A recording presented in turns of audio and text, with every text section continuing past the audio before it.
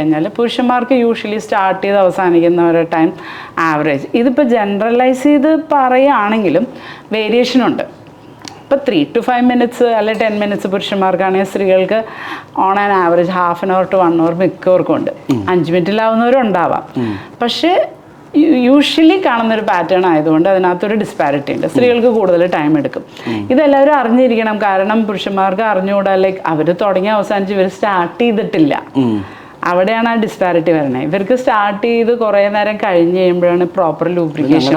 Engine ചൂടായിട്ടില്ല, അതിനു മുമ്പ് ഇവിടെ എഞ്ചിൻ ചൂടായിട്ടില്ല, അപ്പോൾ അത് തീർന്നു. അപ്പോൾ അത് എല്ലാവരും അറിഞ്ഞിരിക്കേണ്ട ഒരു സാധനമാണ് സ്ത്രീയും പുരുഷനും. അതായത് സ്ത്രീകൾ തുടങ്ങി അവസാനിച്ചതിന് ശേഷം പുരുഷന്മാർ തുടങ്ങുന്നതാണ് കുറച്ചും കൂടെ കറക്റ്റായിട്ട് വരിക. എന്തുകൊണ്ടാണ് ഇത്രയ്ക്ക് വ്യത്യാസമുള്ളത്? സ്ത്രീയും പുരുഷനും തമ്മിൽ ഇത്രയും സമയത്തിന് വ്യത്യാസമുള്ളത്? അതേപോലെ ആണുങ്ങൾക്ക് ഒരു പ്രാവശ്യം സ്റ്റാർട്ട് ചെയ്താൽ ഒരു രതിമൂർച്ച ഉണ്ടാകത്തുള്ളൂ, സ്ത്രീകൾക്ക്